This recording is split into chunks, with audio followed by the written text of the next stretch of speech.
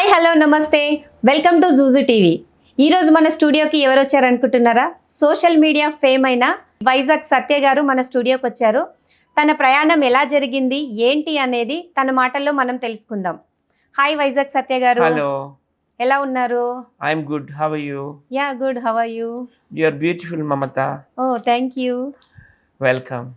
మీరు social media fame అవడానికి మీరు ఏం చేశారు? My hard work. ఓకే, అది ఎలా స్టార్ట్ చేశారు? ఎలా చేయాలనిపించింది మీకు అసలు? నేను సోషల్ మీడియాలోకి రాకముందు హోటల్ ఇండస్ట్రీలో జాబ్ చేసేవాడిని వైజాగ్లో. ఎప్పటికైనా కానీ ఆర్టిస్ట్ అవ్వాలని కోరిక నాకు చిన్నప్పటి నుంచి ఉంది. When I was 3 years old, I dreamed of becoming an artist. ఎందుకంటే మా డాడీది business sound systems, lightings, DJ ఇట్లాంటిది అనమాట. మా డాడీ కింద ఒక 10 మంది వరకు వర్క్ చేసేవారు. సో చిన్నప్పుడే పాటలన్నీ బాగా వినేవాడిని. పి సుశీల గారివి, ఎస్ జానకి గారివి, కేఎస్ చిత్ర గారివి, ఘంటసాల గారివి, ఎస్వి బాలు గారివి, యేసుదాస్ గారి వినేవాడిని.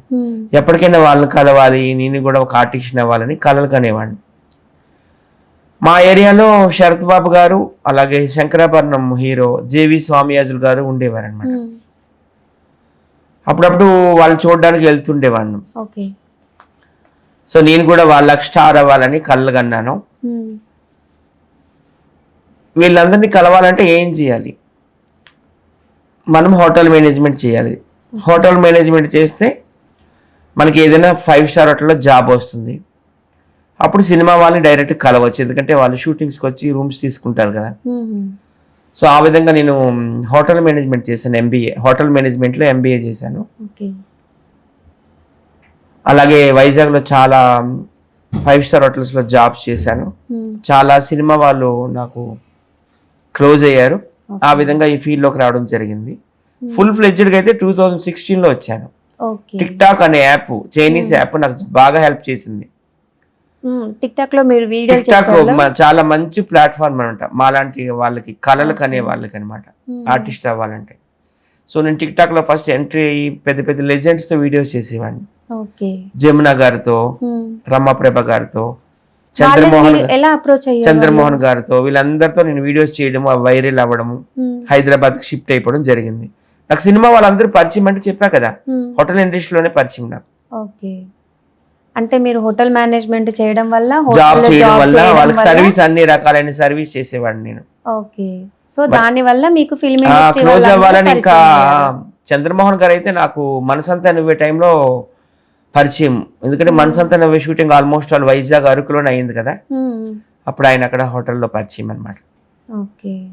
అట్లా పరిచయం పెంచుకొని రావడం జరిగింది. స్టార్టింగ్ మనం ఏం చేస్తాం, ఏదో కంటెంట్ ఉండాలి కదా. సో సెలబ్రిటీస్ బయోగ్రఫీస్ అన్ని చదివేవాడిని. Ladies and gentlemen, this is Vizag Satya అని చెప్పేసి, today I'm with this legend, that legend అని, అలాగే ఇంట్రడక్షన్స్ అన్ని ఇంగ్లీష్లోనే ఇచ్చేవాడిని. సో ఇంగ్లీష్లో మాట్లాడడం వల్ల పేరు వచ్చింది. వీళ్ళందరూ బ్లెస్సింగ్స్ ఉన్నాయి. రమాప్రభ గారివి, చంద్రమోహన్ గారివి, జమున గారివి, అన్నపూర్ణ గారు, వీళ్ళందరితో వీడియోస్ చేయడం, అవి కూడా బాగా వైరల్ అయినాయి. ఫస్ట్ పార్ట్ అది. తర్వాత సెకండ్ పార్ట్లో ఇంకా ఒక టీమ్ అనేది మేము పెట్టుకున్నాం. నేను, తర్వాత ఉప్పల్ బాలు, బషీర్ మాస్టర్, కుర్చీ తాత, రాకేష్ మాస్టర్, అలాగే రాకేష్ మాస్టర్ వైఫ్ స్వాతి నాయుడు, ఖత్తర్ పాప, ఇప్పుడు ఈ మధ్య కాలంలో అయితే మురళీ శర్మ గారు, అనసూయ ఫ్యాన్, అలాగే సుమిత్ర గారు, తెలంగాణ ఖమ్మం సుమిత్ర అంటాము. ఇలా చాలా మందిలే, మేము ఆల్మోస్ట్ ఆల్ ఒక 100 members ఉంటాం. సో ఈ టీం అంతటిని లీడ్ చేసేది నేనే. మా టీం అందరినీ కూడా టీమ్ లీడర్ మీరే అన్నమాట. నేనే, మా టీంకి నేనే లీడర్ని. మీరు ఈ టీంకి ఏం చేశారు? నేనైతే స్టార్టింగ్ కొద్ది గొప్ప పేరు తెచ్చుకున్నాను. నేను ఒక 10 సినిమాల్లో వరకు యాక్ట్ చేశాను. నా ఫస్ట్ మూవీ అన్నపూర్ణమ్మ గారి మనవడు. అందులో అన్నపూర్ణ గారే ఉన్నారు, జమున గారు ఉన్నారు. ఆ తర్వాత మరి కాలీఫ్లవర్ అనే మూవీ చేశాను, అందులో డాక్టర్ నేను, అందులో హీరో సంపూర్ణేష్ బాబు గారు. తర్వాత మళ్ళీ శ్రీకాకుళం షెర్లిక్ హోమ్స్, అది శ్రీకాకుళం స్టోరీ అంతా. అందులో వెన్నెల కిషోర్ గారు మెయిన్ రోల్ అనమాట, అందులో కూడా నేను చేశాను. అలాగే మైండ్ గేమ్ అనే ఒక మూవీ చేశాను, అందులో జబర్దస్త్ అప్పారావు గారికి బ్రదర్గా చేశాను. అలాగే ఇప్పుడు కూడా ఒక 2 సినిమాలు చేస్తున్నాను. మా రాముడు అందరవాడలో సుమన్ గారికి ఒక మేనేజర్గా ఒక రోలు, అలాగే వి సముద్ర గారి డైరెక్షన్లో వరదరాజు గోవిందం అనే మూవీలో కూడా చేస్తున్నాను. ఓకే. సో మీ మూవీస్ నేను చాలా చేశాను, అలాగే జబర్దస్త్ చేశాను, శ్రీదేవి డ్రామా కంపెనీ చేశాను, ఒకసారి లేడీ గెటప్ కూడా చేశాను మామూలు మన హైపరాది గారితో. అన్నీ చేసేసాను నేను మొత్తం. ఇంకా యూట్యూబ్లో పెద్ద పెద్ద యూట్యూబర్స్ ఉంటారు కదా, వాళ్ళు కూడా నన్ను షూటింగ్స్ పిలిచి షూట్స్ చేసుకోవడం జరిగింది. స్కిట్స్ పరేషాన్ బాయ్స్ ఇమ్రాన్ ఖాన్ కావచ్చు, డ్రీమ్ బాయ్ జయసూర్య కావచ్చు, వినయ్ కుయ్య కావచ్చు, డేర్ స్టార్ గోపాల్ కావచ్చు, శ్రీకాంత్ రెడ్డి కావచ్చు, అజయ్ అజ్జు కావచ్చు, ఇలా చెప్పుకుంటూ పోతే హైదరాబాద్లో పేరు మోసిన యూట్యూబర్స్ అందరూ నన్ను పిలవడం, వీడియోస్ చేసుకోవడం, స్కిట్స్ చేసుకోవడం కూడా జరిగింది. ఇంకా నా డ్రీమ్ అయితే ఫుల్ఫిల్ అయిపోయిందని నేను అనుకుంటాను. రీసెంట్గా నాకు బెస్ట్ యూట్యూబర్గా బంగారు నంది అవార్డు కూడా వచ్చింది. I'm very happy. మీరు ఇందాక ఒక క్వశ్చన్ అడిగారు, మీ టీంలో వాళ్ళకి మీరు ఏం చేశారు. చాలా మందికి నేను జబర్దస్త్లో కావచ్చు, శ్రీదేవి డ్రామా కంపెనీలో కావచ్చు, సినిమాల్లో కావచ్చు పెట్టాను. అందులో కొన్ని పేర్లు చెప్తాను. ఉప్పల్ బాలు కావచ్చు, టిక్ టాక్ దుర్గారావు దంపతులు కావచ్చు, కత్తెరపాప కావచ్చు, ఆవేశం స్టార్ కావచ్చు, లాఫింగ్ స్టార్ కావచ్చు, అలాగే బంగారం మినిస్టర్ బంగారం, ఆమెను సినిమాల్లో పెట్టాను. ఈ మధ్య రీసెంట్గా సామాన్ లాంటిని కూడా సినిమాల్లో పెట్టడం జరిగింది. సో మీరు అందరితో వర్క్ చేశారు, ఆల్ సెలబ్రిటీస్ అందరూ మీకు పరిచయం ఉన్నారనమాట. ఆ తరం హీరోలు హీరోయిన్లు అంటే నాకు చాలా ఇష్టం, వాళ్ళతో నేను ఎక్కువ క్లోజ్గా ఉంటాను. ఓకే. ఈ మధ్యలో కుర్చీ తాత చనిపోయింది కదా, సో మీరు కుర్చీ తాతకి మీకు చాలా రిలేషన్షిప్ బాగుంది కదా, సో మీరు తాత చనిపోయిన తర్వాత మీరు ఆయన గురించి ఏం చేశారు? కరోనా టైంలో కుర్చీ తాత నాకు పరిచయం. ఆయన అసలు పేరు షేక్ అహ్మద్ పాషా. ఆయనది వరంగల్, వెల్ ఎడ్యుకేటెడ్, ఇంటర్మీడియట్ చదువుకున్నాడు కాకతీయ యూనివర్సిటీలోనే 1980లో. కరోనా టైంలో పార్క్ వెళ్ళేవాళ్ళం అట్లా మేము టైంపాస్కి, అక్కడ ఆయన కనిపించేవాడు. ఆయన కంఠం నాకు బాగా నచ్చింది అనమాట. కళా వాచస్పతి జగ్గయ్య గారిలా కంచు కంఠం. సో అబ్బా ఈయన వాయిస్ బాగుంది, ఈయన కూడా మన టీంలో పెట్టుకుందాం, మనతో పాటు షూటింగ్స్కి, ఈవెంట్స్కి, ప్రమోషన్స్కి, ఎంట్రీస్కి తీసుకెళ్దాము అని చెప్పేసి ఆయన అడిగాను. ఆయన కూడా మా టీంలో జాయిన్ అయ్యారు. ఆయన్ని తమన్ గారి దగ్గర తీసుకెళ్ళాను. మన మ్యూజిక్ డైరెక్టర్ తమన్ గారు ఉన్నారు కదా, ఆయన కూడా ఈయన కంఠం నచ్చి గుంటూరు కారం అనే మూవీ, మహేష్ బాబు మూవీలో ఈయన డైలాగ్ కూడా పెట్టడం జరిగింది, కుర్చీ మడత పెట్టి అనే డైలాగ్. 20,000 రూపాయల పారితోషికం కూడా ఇచ్చారనమాట ఈయనకి. ఈ మధ్య రీసెంట్గా కూడాను ఉస్తాద్ భగత్ సింగ్ లో పవన్ కళ్యాణ్ గారు కూడా ఈయన డైలాగ్ నచ్చి పెట్టుకోవడం జరిగింది, మీ అందరికీ తెలుసు. చాలా మంచి పేరు తెచ్చుకున్నాడు. కాకపోతే రాకేష్ మాస్టర్ లాగానే ఆయన కూడా డ్రింక్ హ్యాబిట్ బాగా ఎక్కువ అనమాట, ఆల్కహాల్ ఎక్కువగా కన్జ్యూమ్ చేస్తారు.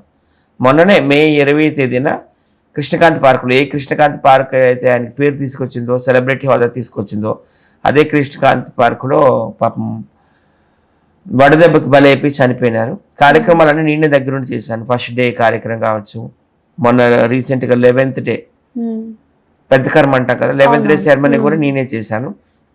200 మందికి భోజనాలు కూడా పెట్టాను. అని ముందే చెప్పేశాను, నేను ఎప్పుడు చనిపోయినా కానీ నువ్వు కృష్ణకాంత్ పార్క్ దగ్గర భోజనాలు పెట్టాలి, నా ఫంక్షన్ చేయాలనేవారు. పాపం చాలా మంచి వ్యక్తి అసలు. మీ జీవితాన్ని మార్చిన ఒక సంఘటన గురించి మాకు వివరిస్తారా?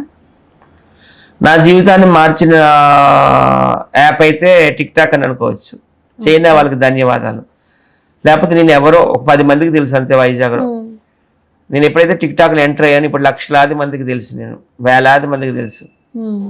సో నిజంగా నా జీవితాన్ని మార్చింది అయితే టిక్ టాక్ అని చెప్పుకోవచ్చు. ప్రతి ఒక్కరు కూడాను, ఎంతో మంది ఆర్టిస్టులకి ప్లాట్ఫామ్ లాంటిది టిక్ టాక్. ఇప్పుడు టిక్ టాక్ లేదు, క్లోజ్ అయిపోయింది, కానీ మాకు పేరు అయితే మాత్రం టిక్ టాక్ ద్వారానే వచ్చింది. సో టిక్ టాక్ ముందు, టిక్ టాక్ తర్వాత వైజాగ్ సచ్ లైఫ్ అని మీరు రాసుకోవచ్చు బుక్ లో. Tick talk before, tick talk after అని చెప్పి రాసుకోవచ్చు. మీరు ఖాళీ సమయంలో ఏం చేయడానికి ఇష్టపడతారు? నాకు ఎక్కువగా బుక్స్ చదవడం అంటే చాలా ఇష్టం. రీడింగ్ బుక్స్ ఎక్కువ చదువుతుంటాను. ఎలాంటి బుక్స్ చదువుతారు? అలాగే పాటలు కూడా ఎక్కువ వింటుంటాను. I'm a singer also, stage singer. Stage మీదకి వెళ్తే పాటలు పాడుతుంటాను. మీరు పాడమంటే ఏదైనా పాట పాడతాను. ఓకే, మా కోసం ఒక పాట పాడండి ఇప్పుడు. నాకు హిందీలో లతా మంగేష్కర్ గారు, ఆశా భోస్లే అంటే చాలా ఇష్టం. తెలుగులో పి సుశీల్ గారు, ఎస్ జానకి గారు, కెఎస్ చిత్ర గారు. సో మొన్ననే ఆశా భోస్లే గారు చనిపోయారు, మీకు తెలుసు, 92 years అప్పుడు. ఆ పాట ఏదైనా పాడదామని. పాడండి. एक तुम ही नहीं तन्हा उल्फत में मेरी रुसवा उल्फत में मेरी रुसवा, इस शहर में तुम जैसे, इस शहर में तुम जैसे दीवाने हजारों हैं, इन आंखों की मस्ती के मस्ताने हजारों हैं।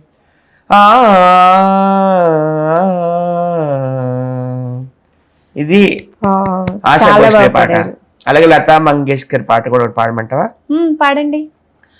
एक प्यार का नगमा है, मौजों की रवानी है, जिंदगियां कुछ भी नहीं, तेरी मेरी कहानी है, एक प्यार का नगमा है. వావ్, ఎస్ జనగర్ పాట పాడరా? పాడండి పాడండి, చాలా బాగా పాడుతున్నారు మీరు. చుక్కలాంటి అమ్మాయి, చక్కనైన అబ్బాయి, ఇద్దరొద్దికైనారు, ముద్దు ముద్దుగున్నారు. చుక్కలాంటి అమ్మాయి, చక్కనైన అబ్బాయి, ఈ పిల్లకు మనసైంది, ఆ కళ్ళకు తెలిసింది, ఈ బుగ్గకు సిగ్గైంది, ఆ పిల్లాన్ని వలచింది. కళ్యాణం వైభోగం నేడో రేపో ఖాయం అన్నారు. మేళాలు తాళాలు బాణాసంచా కలలే కన్నారు. కొత్త బట్టలు కుట్టిస్తారు, గుర్రపు సాటు ఎక్కిస్తారు, ఊరంతా ఊరేగిస్తారు. చుక్కలాంటి అమ్మాయి, చక్కనైన అబ్బాయి. చాలా బాగా పాడారు మీరు. Thank you so much. Persian boys Imran తో మీకు ఎలాంటి స్నేహం ఉంది? పరేషన్ బాయ్స్ ఇమ్రాన్ ఖాన్ అంటే ఆయన చాలా ఫేమస్ యూట్యూబర్ తెలంగాణలో. ఆంధ్రాలో ఆయన ఎలాగో ఎవరు హర్ష ఇలాగా, ఈయన కూడా ఇక్కడ ఫేమస్. ఆయన స్కిట్లు కొన్ని చేస్తుంటాడు అనమాట, కొన్ని కంటెంట్స్. అప్పుడు నన్ను పిలవడం జరిగింది, కానీ చాలా డిఫికల్ట్ కంటెంట్స్ అవి. ఒక మనిషి అంత ఎత్తున్న 6 అడుగుల కుక్కను తీసుకొచ్చి మన మీదకి వదులుతాడు. అది వచ్చి మన పైకి వచ్చేస్తుంటది. అలాగే ఒక ఫారెన్ బైక్ ఒకటి ఉంటది, ఆయన డ్రైవ్ చేస్తుంటే మనల్ని వెనకాల కూర్చోమంటాడు. సర్ర సర్ర సర్ర మనం వెళ్ళిపోతుంటాడు. ఇంకా అలాంటివి చాలా స్కిట్స్ మా టీంలో వాళ్ళు చాలా మందితో చేశాడు. నాతో కావచ్చు, ఉప్పుల బాలుతో కావచ్చు, అగ్గిపెట్టి మచ్చతో కావచ్చు, కుర్చీతాతో కావచ్చు. మొన్న కూడా కుర్చీతాత చనిపోతే నేను లొకేషన్ పెట్టాను, వచ్చాడు. 30,000 రూపాయలు ఆర్థికంగా సహాయం కూడా చేశాడు. చాలా మంచి వ్యక్తి, దాన ధర్మాలు బాగా చేస్తాడు ఆయన, కర్నూలు లాగానే. హర్ష వీళ్ళంతా కూడా దాన ధర్మాలు బాగా చేస్తారు. ఉప్పల్ బాల్తో మీ ఫ్రెండ్షిప్ ఎలా స్టార్ట్ అయింది అసలు? ఉప్పల్ బాల్ది నాది నిజంగా దేశం గర్వించదగ్గ స్నేహం అని అనుకోవచ్చు. సినిమా ఇండస్ట్రీలో ఒక బాపు గారు, రమణ గారు, అలాగే ఎన్టీఆర్, ఎంజీఆర్ గారు, మోహన్ బాబు గారు, రజనీకాంత్ గారు, చిరంజీవి గారు, నాగార్జున గారు ఎలాగ బెస్ట్ ఫ్రెండ్స్. సోషల్ మీడియాలో నేను ఉప్పల్ బాలు కూడా అంతే బెస్ట్ ఫ్రెండ్స్. ఇంకో పేరు కూడా వదిలేశాను, జయలలిత, శశికళ, వాళ్ళలాగా మేము చాలా బెస్ట్ ఫ్రెండ్స్ అనమాట. ఉప్పల్ బాలు నిజంగా నాకు ఫ్రెండ్గా దొరకడం నేను చేసుకున్న అదృష్టం అనుకోవచ్చు. చాలా మంది తెలంగాణ, ఆంధ్ర అని విషయం కక్కుతుంటారు. నేను పక్కా ఆంధ్ర, ఉప్పల్ బాలు పక్కా తెలంగాణ. కానీ మా మధ్య అట్లా ఏముండవు, ఒక అన్నదమ్ముల్లా ఉంటాం అనమాట. రామలక్ష్మణులాగా, బలరామకృష్ణులాగా. చాలా మంచి వ్యక్తి, ఆయన కుటుంబం కోసం పాటుపడే వ్యక్తి అనమాట. ఆయన మొత్తం 5 ఫ్యామిలీస్ రన్ చేస్తుంటాడు. తన ఫ్యామిలీ, తను హైదరాబాద్ ఉంటాడు, అదొక ఫ్యామిలీ. వాళ్ళ అమ్మగారు అదొక ఫ్యామిలీ, వాళ్ళ అక్క, వాళ్ళ అన్నయ్య, వాళ్ళ చెల్లి, అన్ని ఫ్యామిలీలు కూడా మెయింటైన్ చేసేది ఆయన. చాలా కష్టపడతాడు, కష్టపడే మనస్తత్వం. ఖాళీగా 1 నిమిషం కూడా కూర్చోడు, ఎవరిని నమ్మడు. ఆయన నమ్మేది వన్ అండ్ ఓన్లీ వైజాగ్ సత్యాన్ని. తన నీడని కూడా తను నమ్మడు, కానీ నన్ను బాగా నమ్ముతాడు. తన సర్వస్వం తీసుకొచ్చి నా ఒడిలో పెడతాడు, ఇవి చూసుకో సత్యను అని. చాలా మంచి వ్యక్తి. నిజంగా నేను అదృష్టం చేసుకున్నాను అనుకోవచ్చు అలాంటి ఫ్రెండ్ దొరకడం. ఆ తర్వాత నాకు బెస్ట్ ఫ్రెండ్ అంటే బషీర్ మాస్టర్. ఆయన కూడా ఖమ్మం డీలో అన్నిట్లో చేశాడు. చాలా కొన్ని చిన్న చిన్న సినిమాలకు ఆయన కొరియోగ్రఫీ కూడా చేశారు. చాలా మంచి వ్యక్తి. ఆయన కూడా నాకు చాలా బెస్ట్ ఫ్రెండ్స్. ఈ కుచితాత్ కార్యక్రమంకి నేను తన్నే పిలిచాను, ఎందుకంటే ఉప్పల్ బాలు అందుబాటులో లేడు, గోవా ఈవెంట్కి వెళ్ళిపోయినాడు. కొంచెం రావాలంటే పాపం వచ్చాడు. వచ్చి అప్పుడు చనిపోయినప్పుడు కావచ్చు, 11 రోజులు ఫంక్షన్ అప్పుడు కావచ్చు, నాకు చాలా సపోర్టివ్గా ఉన్నాడు. తను కూడా నాకు చాలా బెస్ట్ ఫ్రెండ్. ఇప్పుడు సోషల్ మీడియాలో మీకు ఫేమ్ వచ్చింది కదా, దానివల్ల మీ లైఫ్ ఎలా చేంజ్ అయింది? ఎక్కడికి వెళ్ళినా నన్ను గుర్తుపడుతున్నారు. వైజాగ్ సత్య గారు అంటూ సెల్ఫీలు అడుగుతున్నారు. వాళ్ళ ఇంట్లో ఏవైనా బర్త్డేలు ఉంటే కొంచెం వీడియో చేసి పెట్టండి అంటున్నారు. ఈవెంట్స్ కూడా పిలుస్తున్నారు. ఈవెంట్స్ లైక్ న్యూ ఇయర్ కావచ్చు, వినాయక చవితి కావచ్చు, దసరా కావచ్చు, శ్రీరామనవమి కావచ్చు, హోలీ కావచ్చు, లేకపోతే వాళ్ళ గృహ ప్రవేశాలు కావచ్చు, వాళ్ళ ఇంట్లో బర్త్డేలు కావచ్చు, వాళ్ళ పెళ్ళిళ్ళు కావచ్చు, మమ్మల్ని ఈవెంట్స్ చీఫ్ గెస్ట్ లాగా, సెలబ్రిటీ గెస్ట్ లా పిలిచి పేమెంట్లు ఇవ్వడం అన్ని చేస్తున్నారు. వాళ్ళు ఏమైనా బిజినెస్ స్టార్ట్ చేస్తే ప్రమోషన్స్ కూడా చేయించుకుంటున్నారు. లైక్ బట్టల షాప్ కానీ, సెల్ ఫోన్ షాప్లు కానీ, ఇంకా స్కూటీలు అవి పెడతారు కదా, ఆ షోరూమ్ కానీ, ప్రతి ఒక్క దానికి పిలుస్తున్నారు. మమ్మల్ని చాలా గౌరవిస్తున్నారు. So this credit goes to TikTok, China app అని అనుకోవచ్చు. చైనా మనకు శత్రుదేశం అయినా కానీ ఈ రకంగా అయితే కొంత మనకి హెల్ప్ చేసిందని అనుకోవచ్చు. ఇప్పుడు మీరు చేసే వీడియోస్ వల్ల ట్రోల్ అవుతుంటారు, చాలా నెగిటివ్ కామెంట్స్ వస్తుంటాయి, దాన్ని మీరు ఎలా ఫేస్ చేస్తారు? పెద్ద పెద్ద వాళ్ళకి తప్పలేదు కదమ్మా. మహాత్మా గాంధీని ట్రోల్ చేసిన దేశం ఇది. నరేంద్ర మోడీ గారు విశ్వగురు, ఆయన్ని కూడా ట్రోల్ చేస్తారు. పవన్ కళ్యాణ్ గారిని ట్రోల్ చేస్తారు. వైఎస్ జగన్మోహన్ రెడ్డి గారిని ట్రోల్ చేస్తారు. నారా చంద్రబాబు నాయుడు గారిని ట్రోల్ చేస్తారు. పెద్ద పెద్ద వాళ్ళకి తప్పలేదు. మేము కొంచెం చిన్నవాళ్ళం కదా, మాకు కూడా ఇంకా తప్పదు. అంటే ఇప్పుడు మీరు సోషల్ మీడియా ఫేమ్ కదా, సో మీరు ఎలా దాన్ని ఫేస్ చేస్తారు? వాళ్ళకి రిప్లైస్ మీరు ఇస్తారా? అసలు కామెంట్స్ చదవను.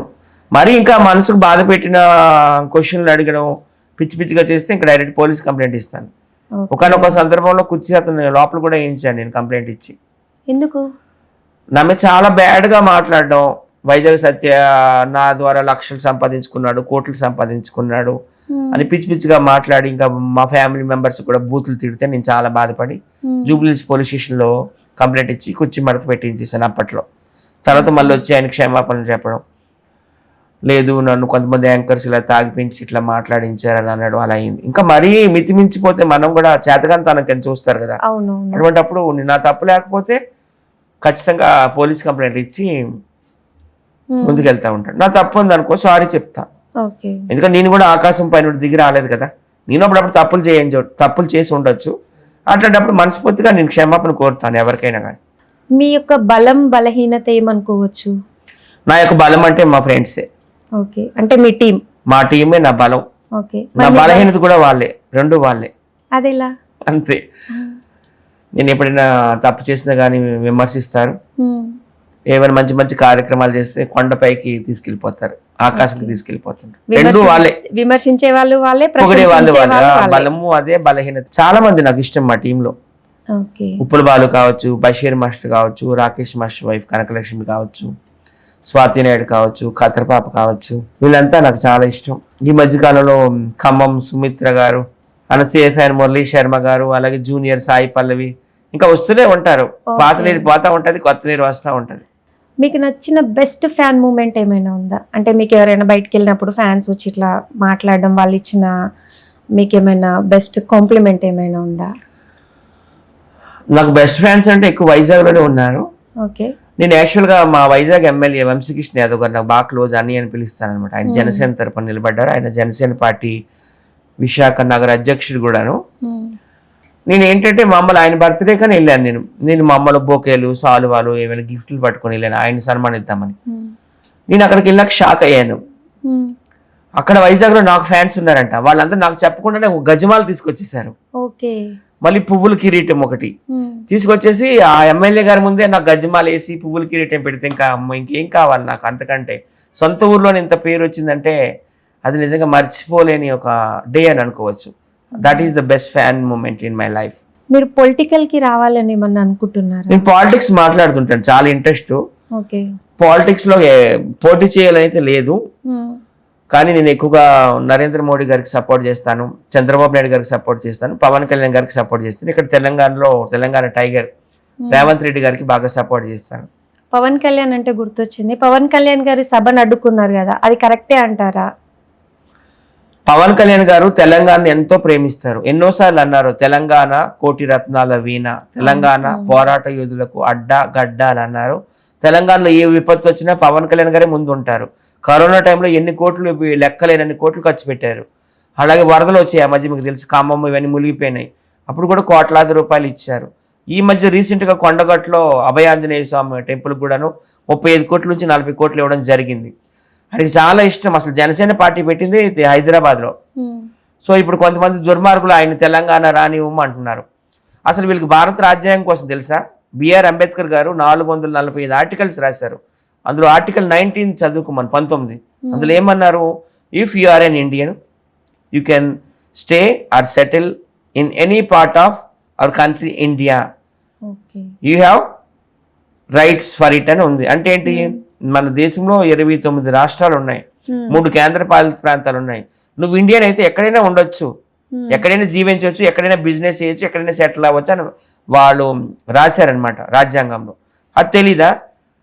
తెలంగాణ ఏమైనా వీళ్ళ అబ్బ జాగీరా నేను అడుగుతున్నాను. ఈ ఫేక్ పెయిడ్ ఆర్టిస్టులకి, అలాగే ఈ ఫేక్ జర్నలిస్టులకు కూడాను. ఆయన తెలంగాణ ఆంధ్ర నాకు 2 కళ్ళని ఎన్నోసార్లు చెప్పారు పవన్ కళ్యాణ్ గారు. అసలు ఆంధ్ర వాళ్ళు తెలంగాణ వాళ్ళు వేరు వేరు కాదు, అందరూ కూడా తెలుగు వాళ్ళు, ఒక ఫ్యామిలీ, ఒక అన్నదమ్ముల్లాగా ఉన్నారు, ఒక రామ లక్ష్మణులాగా ఉన్నారు, ఒక బలరామ కృష్ణులాగా ఉన్నారు. కొంతమంది ఏంటంటే మతాల మధ్యన, ప్రాంతాల మధ్యన, భాషల మధ్యన చిచ్చు పెట్టి పబ్బం గడుపుకుంటున్నారు. నిజంగానే తెలంగాణ ప్రజలు చాలా మంచి వాళ్ళు, ఆంధ్ర ప్రజలు కూడా చాలా మంచి వాళ్ళు. మా విగ్రహాలు అక్కడ పెట్టరా అంటున్నారు. ఎందుకు పెట్టలేదండి? పివి నరసింహరావు గారు ఎక్కడ వ్యక్తి? తెలంగాణ బ్రాహ్మణే కదా ఆయన. మా ఆంధ్ర నేను చూపిస్తా. వైజాగ్ బీచ్లో పెట్టాము, మచిలీపట్నం బీచ్లో పెట్టాము, విజయవాడలో పెట్టాము, అలాగే పుట్టపర్తిలో పెట్టాము సాయిబాబా, తర్వాత మళ్ళీ ఒంగోలులో పెట్టాము, ఇంకా ఇక్కడ రాజమండ్రిలో పెట్టాము. ఎందుకు పెట్టలేదు? పివి నరసింహరావు గారు ప్రధానమంత్రి అంటే ఎవరు కారణం? ఆంధ్ర వాళ్ళే కదా. ఆ రోజుల్లో ఆయన నంద్యాలలో పోటీ చేశారు. ఎన్టీ రామారావు గారు అయితే వద్దు, పివి నరసింహరావు గారు మన తెలుగు బిడ్డ, తెలుగు వాళ్ళు కూడా ప్రధానమంత్రి అవ్వాలని కనీసం పోటీ కూడా పెట్టలేదు తెలుగుదేశం తరఫు నుంచి. పోటీ పెడితే ఆ రోజు ఆయన ఓడిపోయేవారు. తెలుగుదేశం పోటీ పెట్టలేదు కాబట్టి ఎన్టీఆర్ ప్రపంచంలో మీకు తెలియదు ఏముంది? విశ్వవిఖ్యాత నట సార్వభౌమ రాజకీయ దురంధర ఎన్టీ రామారావు గారు 3 సార్లు సీఎం అయ్యారు. ఎప్పుడు భారీ మెజార్టీయే. కాంగ్రెస్కి వస్తే 18, 20 సీట్లే.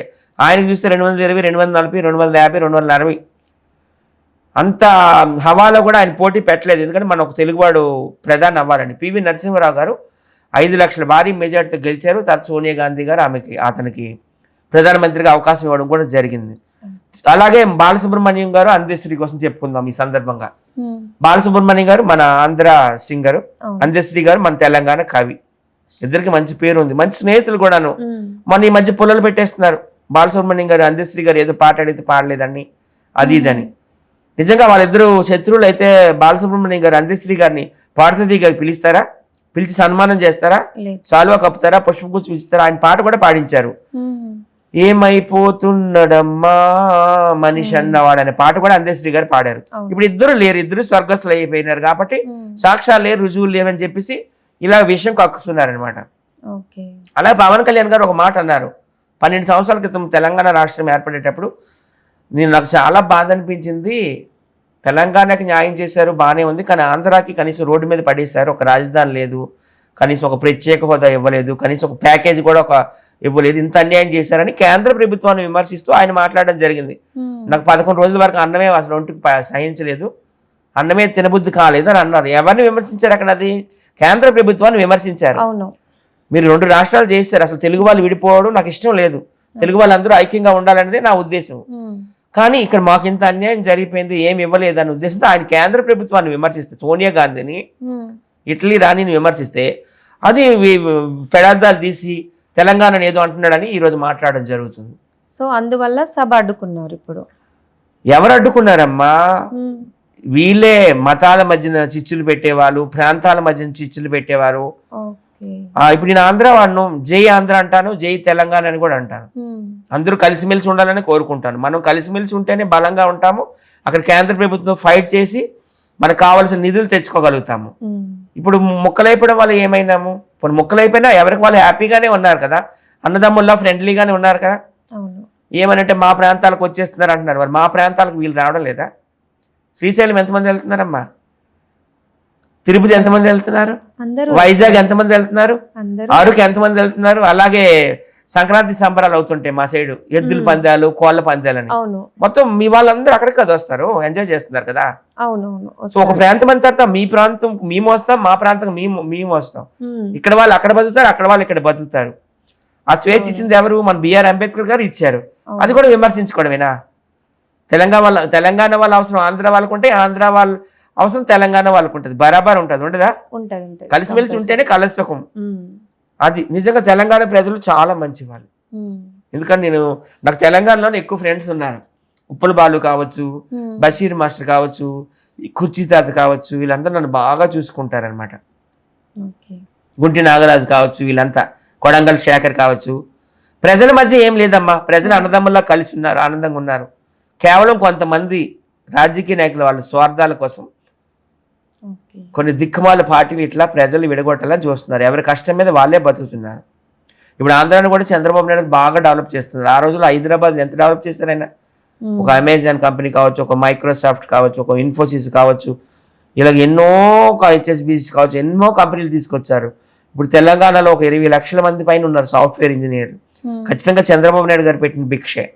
దానికి ఒక ఉదాహరణ ఏంటంటే, చంద్రబాబు నాయుడు గారిని అన్యాయంగా జగన్మోహన్ రెడ్డి గారు రాజమండ్రి సెంట్రల్ జైల్లో పడిస్తే వేలాది మంది సాఫ్ట్వేర్ ఇంజనీర్లు రోడ్డు మీదకి వచ్చి ధర్నాలు చేశారు. మీకు తెలుసు కదా? తెలుసు. అదే ఒక ఉదాహరణ అనుకోవచ్చు. ఇప్పుడు కూడా ఆయన బాగా డెవలప్ చేస్తున్నారు. వైజాగ్లో చాలా పెద్ద అల్లూరు సీతారామరాజు ఇంటర్నేషనల్ ఎయిర్పోర్ట్ కడుతున్నారు భోగాపురంలో మొత్తం. తర్వాత గూగుల్ కంపెనీ తీసుకొచ్చారు, అది అమెరికాలో ఉందంటే, తర్వాత మళ్ళీ మన ఇదేనట సెకండ్ లార్జెస్ట్ అట వరల్డ్లో. అలాగే ఇన్ఫోసిస్ తీసుకొచ్చారు, చాలా కంపెనీలు తీసుకొస్తున్నారు. ఆయన కూడా చాలా డెవలప్ చేస్తున్నారు. ఆయన చాలా గ్రేట్ విజనరీ లీడర్, అందుకే ఆయన్ని సపోర్ట్ చేసేది. అలాగే మన మోడీ గారు వచ్చారు, నాకు కూడా ఆహ్వానం అంది. నేను కూడా ఒక హిందూ యాక్టివిస్ట్ని. మోడీ గారి దగ్గర నుంచి మీకు అంటే పార్టీ నుంచి రామచంద్రరావు గారు తెలంగాణ రాష్ట్ర బీజేపీ అధ్యక్షుడు కదా, ఆయన నుంచి నాకు ఆహ్వానం వచ్చింది. వెళ్ళాను, విఐపి గ్యాలరీలో నన్ను కూడా కూర్చోబెట్టారు. ఆయన చాలా మంచి వాక్యాలు చెప్పారు. విదేశీ వస్తువులు దయచేసి బహిష్కరించండి. అందరూ కూడా విదేశీ వస్తువులే కొంటారు. ఫస్ట్ కార్ల దగ్గరికి వెళ్దాం. ఆడి కార్ అంట, ఫార్చునర్ కార్ అంట, బెంజ్ కార్ అంటే, ఏమి మన ఇండియాలో కంపెనీల్లో కార్లు లేవా? ఇక్కడ కొనవచ్చు కదా, ఇక్కడ మన బిజినెస్ డెవలప్ చేయొచ్చు కదా.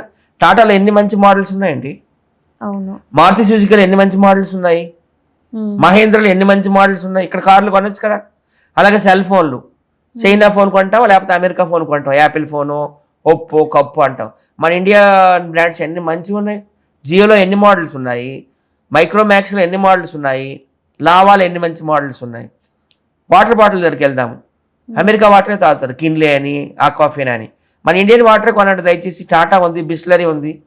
మీరు అవే కొంటారా? నేను అవే కొంటాను. సెల్ ఫోన్లు మాత్రం వేరే దేశాలు కొంటాను, ఎందుకంటే నాకు గిఫ్ట్లు వస్తుంటాయి కాబట్టి. అలా కూల్ డ్రింక్స్ తీసుకుందాం, విదేశీ డ్రింక్, కోకో కోలా, ఫ్యాంటా విదేశీ డ్రింక్, స్ప్రైట్ విదేశీ డ్రింక్. మన ఇండియా లేవా?